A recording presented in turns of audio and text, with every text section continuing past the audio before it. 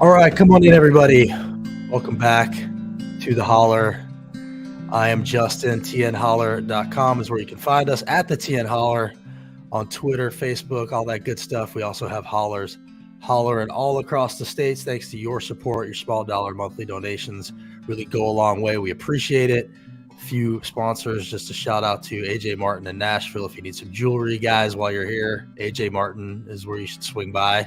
If you need a lawyer, if either of you get in trouble, Abby Rubenfeld is a rock star. And if you want to buy some property, do it through Elisa Parker. She's very supportive of us. So we got all your bases covered while you're here in Nashville. Yeah. Today we're talking to the Good Liars. If you follow us at all, you have definitely seen their content. We're huge fans of these guys. They are coming to Nashville. Let's just get that done up front. They're going to be at Zany's on Thursday night. If you want to go check out a show, these guys are great. And they also have a podcast, The Good Liars Tell the Truth. Basically what they do is, and I'm going to show a clip or two while we have you on here, but I won't do it right this second. But what these guys do is they go to conservative areas, rallies, Trump rallies. They talk to people. They're hilarious when they do it. And as I was just telling them, they're basically the funny version of what we do at the Holler. We're less funny. We're more angry. These guys are funny and great. Jason and Davram, good to meet you guys. Great to be here. Yeah, for sure. So, I guess what I want to do, I have a lot of questions for you guys, but I want to hear a little bit about how you guys started doing this. I know it's been a while now. I think it was like back in the Occupy days. Jason, take us back to, how did you guys meet? How did you guys start doing this? Well, it's funny. We do talk about this in the show, like how we came to be. Davram and I, we were involved in the sketch comedy scene here in New York City. And we met, and for a while we were just buddies. We would just play basketball together, go to comedy shows, that type of deal. And then in Occupy Wall Street, when Occupy Wall Street happened, we decided we would go down there and shoot a sketch. Like, we thought we were just shooting like a one-off video where we posed as investment bankers who were down there protesting the Occupy Wall Street movement there. And we said ridiculous things like, if you guys keep doing this, we're going to have to sell our fourth home in the Hamptons, and we'll have to give up our drug habits and things like that.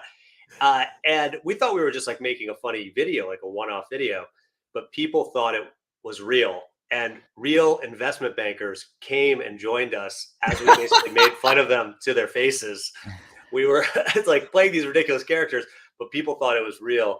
And then Davram and I don't know what we learned about ourselves at that point. Maybe we lack a little bit of shame, or I'm not sure. We got something wrong with it. That's the thing, I think. Davram, so sorry, go ahead. No, I was just going to say that we realized that we had something doing this comedy in the real world together. And that's kind of how The Good Liars was born. Well, it's awesome. Davram, so I'm going to show a couple of pictures here just so people get the sense before we do the videos. This is you guys asking Ted Cruz to autograph National Enquirer copy where Trump accused his dad and of killing JFK. And this is Davram delivering a participation trophy to DeSantis in Iowa. At what point, Davram, did you guys realize, like, okay, this is a thing that we could actually do full time, and like this could be our thing? I mean, it took a little while, but I would say in 2016, the election was heating up, and we filmed a couple things, and we ended up pulling together a feature film called Undecided, and we pranked pretty much every presidential candidate. And I think that's when we realized, like, this is unfortunately an endless like mine of material. And these people keep getting together, and we pranked both sides of the aisle in that movie. But politics in general is a gift that kind of keeps on giving, comedically, for better or worse. And it was during that time we realized we enjoyed it. We wanted to continue doing it. So you guys have been going to a lot of Trump rallies, right? I mean, you guys are constantly at these Trump rallies. Too many. You could say too many. Too many, right? You're constantly talking to people who are all in for this guy. This is one of them. I'm just picking I mean, I have a bunch to show, but this is a random one. This guy his buddies were arrested January 6th. I just want to give anybody who might not know you guys a little taste. Joe Biden put my friends in jail for no reason, for walking around the Capitol. Get the fuck out of here. Watch around the Capitol? That's terrible. Just for walking around the Capitol? What? Oh, it's January 6th. On that day. That's the new 4th of July, baby. January 6th.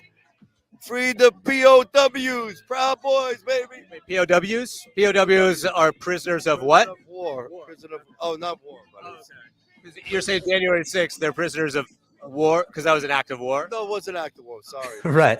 So, Yeah. okay. So that's, I mean, there's a million of these, and everybody should check out your website, thegoodliars.com.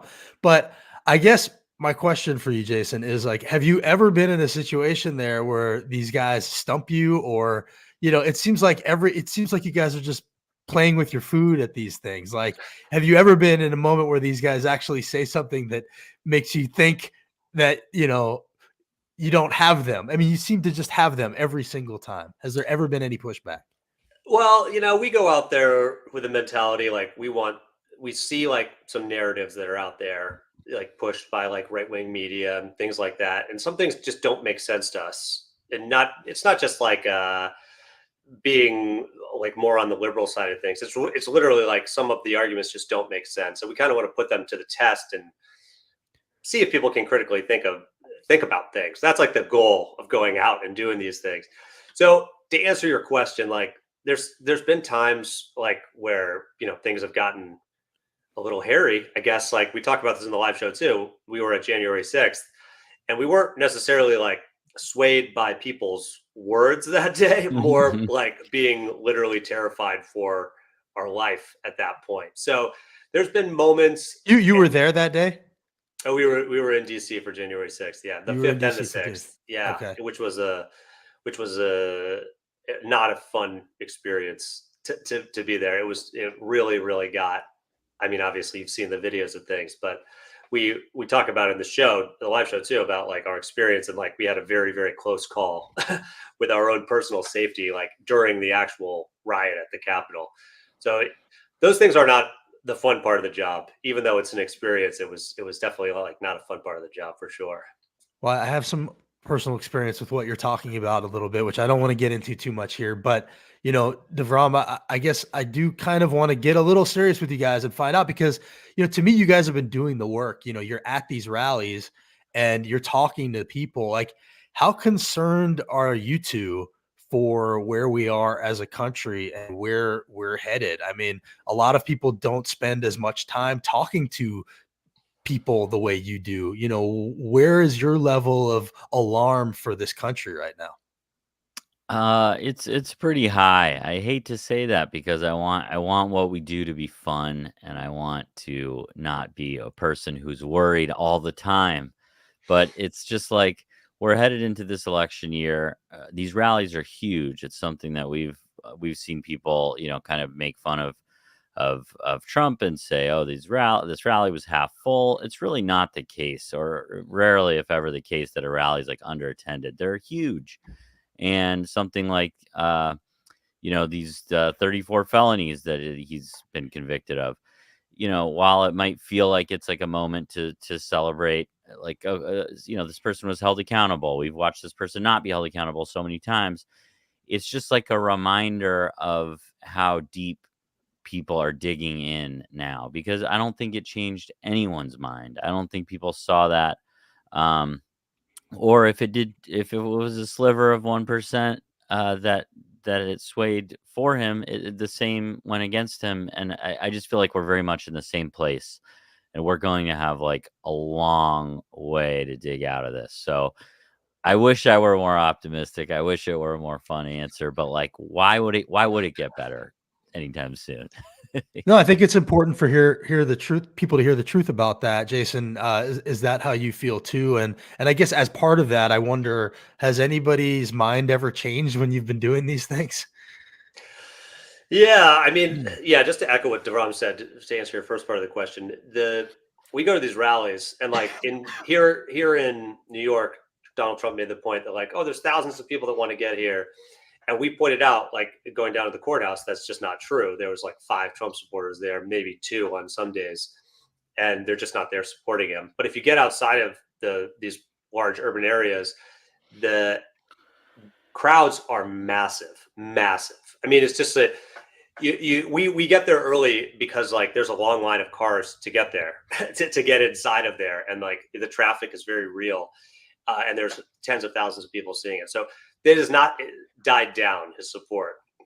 But as far as like changing minds, like you can see in the moment with some of these interviews, like there are moments of reflection.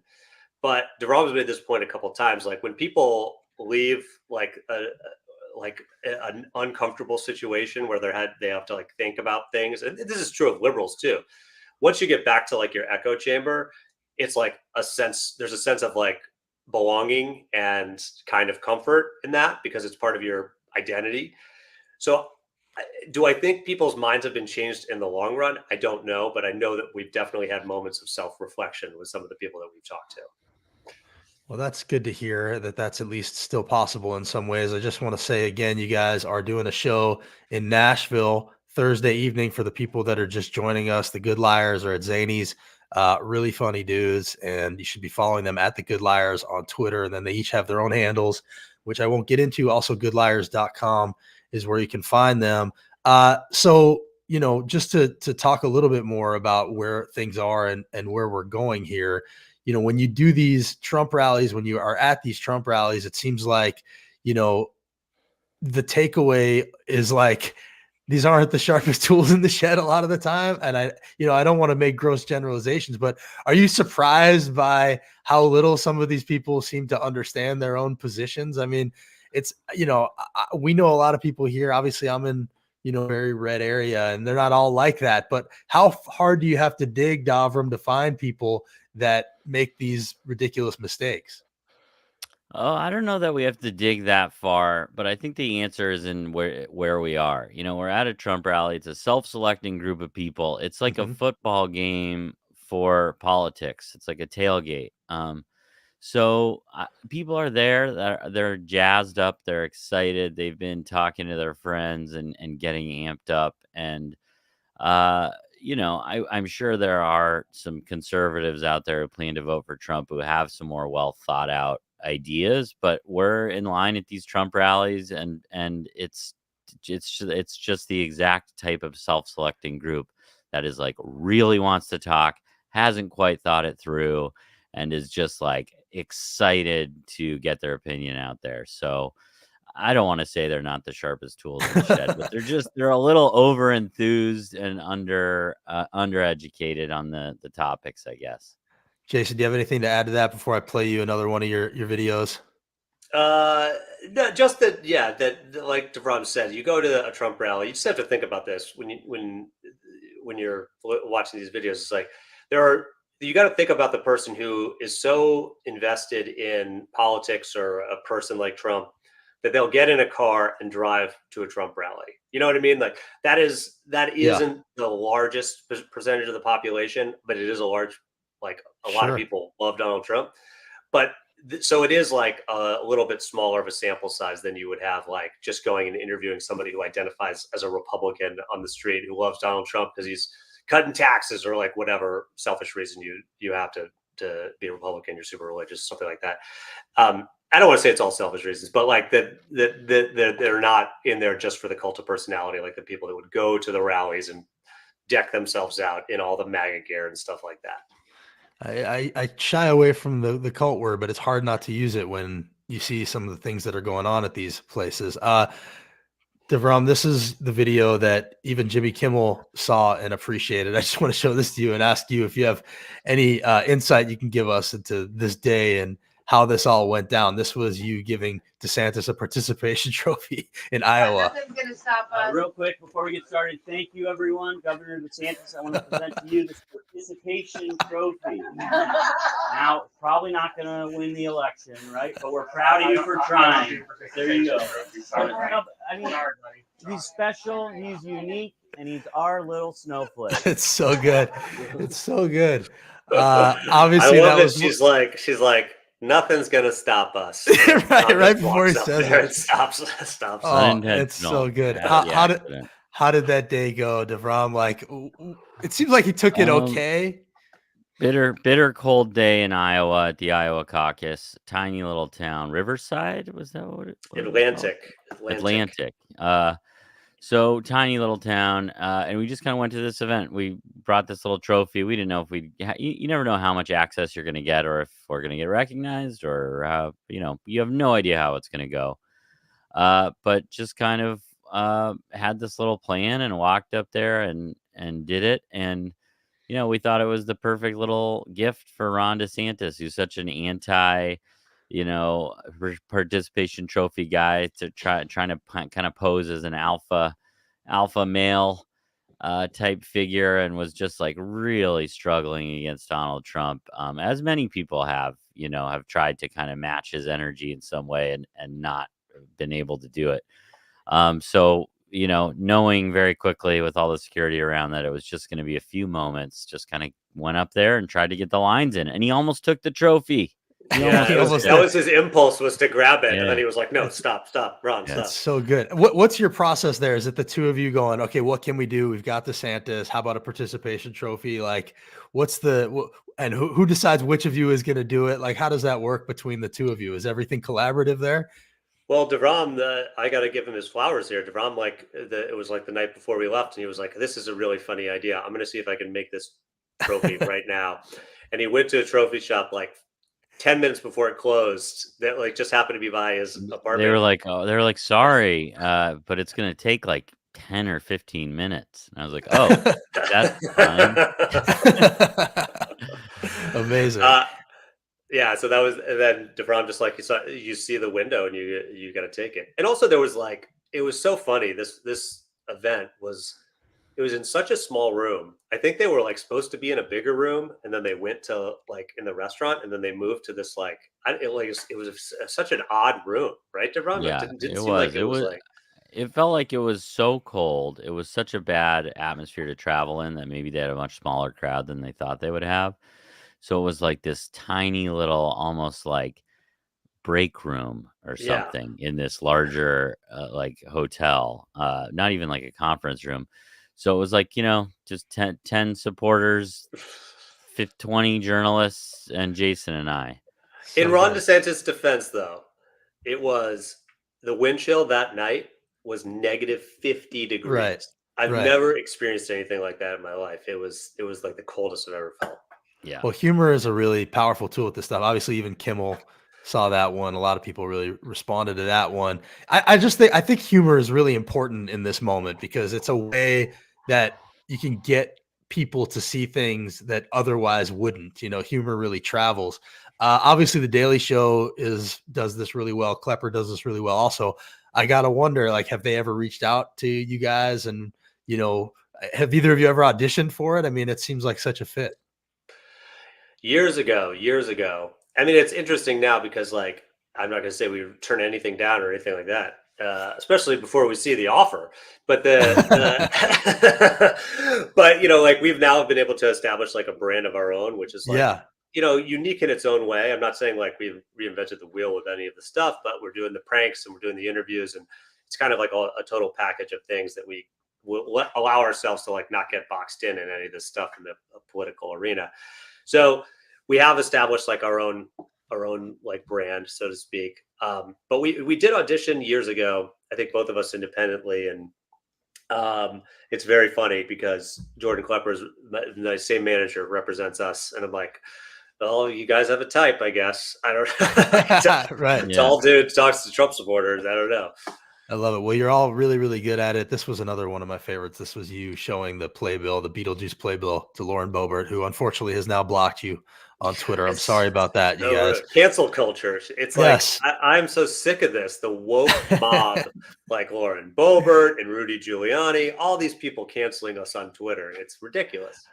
I'm going to let you go here shortly. I appreciate you spending this time. The last thing I want to ask you about before I get your election prediction, if you have one yet, but one of the things that bothers us here at the Holler is it seems like a big part of why we are where we are is because the media doesn't push back enough in their own way on this stuff. How do you guys feel about, is the media doing its job in terms of sounding the alarm about, this authoritarian dictatorship we're potentially headed towards, and how real that is. Do you guys feel like the media is dropping the ball here? Either of you? Oh, I think they drop the ball a fair amount of the time, but I also think it's like they're also accused of being partisan hacks a lot too. So how do you please everyone? The answer is like you definitely can't. And it ends up being a business at the end of the day. So I think we're watching like these businesses survive off of Trump's ratings at the end of the day, and it's very hard for them to get away from that. Even if they have good intentions, they, I think, are businesses, and that's what people want to see. So yes, they should be pushing back more, but they have a tough like lane to kind of find their way in, I think. Yeah, I I hear think they ya. dropped the ball in 2015 when they, like Devron was saying, they chose ratings over like substance of news, and they gave Donald Trump a platform. And this is like, CNN was doing this too, along with Fox News, like to present him like a serious candidate, and then keep reporting on him and giving him airtime because it equaled ratings. It made him seem to like a large percentage of the population like, oh, this is a legitimate thing, not a reality show host who is like famous on the right-wing That's right. media from like a racist lie about Obama. Like they made him legitimate, and they dropped the ball then. And then once he was elected, like you can't pick that ball back up. Now he's Right. been president of the United States. There's no going back on this. And not So report on him. So yeah. Right. No, I think that's really true. Okay, before I let you go here, do either of you have any words of hope, and where are we headed here? What's the prediction as far as Those like, are two separate questions. Yeah, Those are two separate. those are Fair enough. Well, I guess that's your answer then. Well, Jason, yeah. let's start with you. Where are things going? Well, I think if you look at the poll numbers right now, and I don't want to say like, oh, you like a lot of people be like, don't look at polls, but the polls have been right almost every single election. 2016, it wasn't an anomaly. It's that Trump underperforms in polls, and I believe he still does when he's on the ballot. So if you look at that right now, the direction we're heading in is Trump is going to win in a landslide, electoral landslide. And there's got to be something to do to right the ship here, and I don't have the answer of what that is, and I don't think these felony convictions are it. So it's either a messaging thing or it's something from the top down with the Democratic Party. But right now, it looks like it's going to be Donald Trump winning the election, and I think that is a very, very serious thing. Very, very serious thing. You should be taking it very seriously. Yeah, Devron? we've likened it to like watching a very slow train collision, as these tracks have been set, Biden and Trump, and like is Biden really the right candidate? And there were years and months to try and figure out if this was the right thing for the Democratic Party to do, and now we're just in the final stretch here, and there's this inevitability. It's like we saw it before. It was really close. It was really scary. Biden is only older and more easy to pick at this time. And like Jason said, I think Trump underperforms in polls, or seems to generally consistently underperform in polls. So I guess the prediction is that Trump wins electorally, like Jason also said. In all these swing states, like that, some of them are not even that close. Like he's may win by a lot in some of these swing states. I think Biden is still close in a couple of them, but it's just really not looking good. So we've got 6 months to see. But come to our show and laugh. Well, I think that actually is a good. It doesn't seem like a good segue, but it actually probably is one. Devram, I don't want to cut you off. You got something you want to add there? No. That's it. Actually, is the perfect segue, is what I was going to say. Segue. I mean, it's serious, but like the only way to interact with this stuff is through humor. Otherwise, it's too stressful and terrible. So that's the show.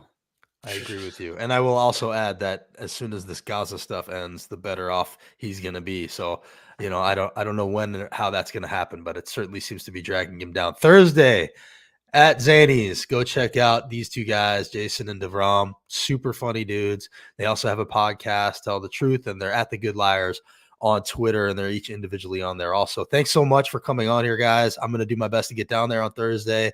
Anytime you're here, we'd love to talk to you again. And, if you go bother someone here in Nashville, make sure to let us know about it. We hope you do it. We need some pointers. We need some pointers. Yeah. I'm here for it. Let me know. Thank you both.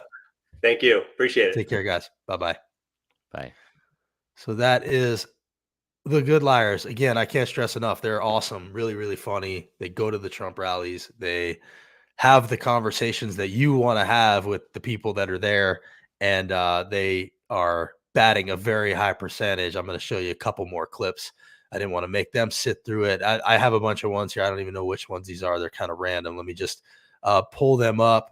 This is, let's see which one this is. This is a gun advocate who says no gun-free zones. Let's check this one out. No gun-free zones. Okay, so more guns. Yep. Can't fight fire with water. You got to fight fire with fire. You can't fight fire with water? Yeah. Depends on what's in the fire. Oh God. All right. So that's one. I mean, this is the kind of stuff that ends up happening at these things. And it's just, it's too good. And they are batting a high percentage. You can't fight fire with water, says that dude. Here's one about Trump accountability. Let's see. Donald Trump did do this. Should he be held accountable? It's too vague of a statement. I believe in the law and equal justice for all. What I think you're referring to is that his lawyer gave her some money to not say anything. So that he could win the election. Yeah. Or Donald Trump did. And then there's always that awkward pause at the end of them where they realize what they've just said. That one's good because it reminds us that this cover up, the hush money, was actually about the election. Like, it seems to be getting lost in a lot of the dialogue about it, that what this was about was covering up this scandal during an election that probably would have hurt his campaign. That's why he did it. It was right after the Access Hollywood tape. He didn't want it to come out that he had just cheated on his pregnant wife with an adult film star. And so it was a catch and kill operation to get him elected, and it got him elected, potentially. You don't know. Do I know that happened? No. Do I know that didn't happen? No. Do I know that that's why he did it? Yes. So that's a reminder that that's what this is about. I see that a bunch of you are still on here, so I'm going to show another one. This is, let's see. This is somebody about the Bible. This is something that I've always said, or not just me, but we talk about here, which is they want books with sexual stuff in them all banned, but the Bible has some pretty nasty stuff in it. I think the Bible should be taught in schools. Yes. Yeah. Most definitely. Because children have gotten away from that, because they have. And it needs to be put back in all the schools, Catholic schools and public schools. So you want the Bible back in school. Do you think there are books that should be banned from schools? Yeah, of course. There is a book that has a story of two daughters getting their father drunk and having sex with them. Would you want that in a school? No, absolutely. Of course not. Of course no. That's the devil's work. We don't want the devil's work in school. All right. Well, there you have it. Talk to some people who want the Bible taught in school, but also want the Bible banned in school. That point is not made enough. And the point is not to get the Bible banned. The point is that context matters, and that there are books that have some stuff in it that you might not like, but out of context, but the book themselves still have a lot of value. And I think when people are talking about how great the Bible is and talking about banning books that even mention sex or violence, there's really no book more violent than the Bible. A lot of people are killed in the Bible. And I think that point needs to be made a lot. Let's see. Bible scared me as a kid, rubbed me the wrong way. Violence, right? This is the best argument. Yeah. I mean, I see your comments. I appreciate you guys being on here as always.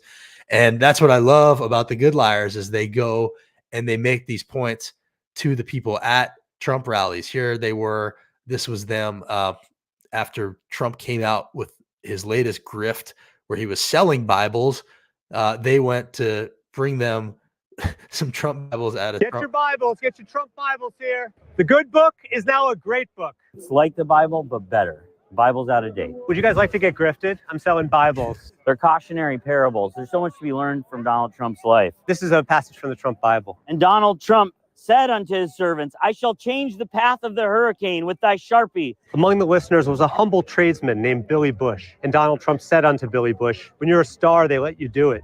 You can do anything. Grab them by the pussy. You can do anything. Hoping to sow doubt and division among the people. So, all right, that's enough. I could do this all day. These guys are great. Check them out, thegoodliars.com. And if you're in Nashville or around Nashville, they will be there Thursday, and I'm going to try to get there too. Thanks so much for watching. As always, follow all the hollers throughout the state, and we'll see you next time.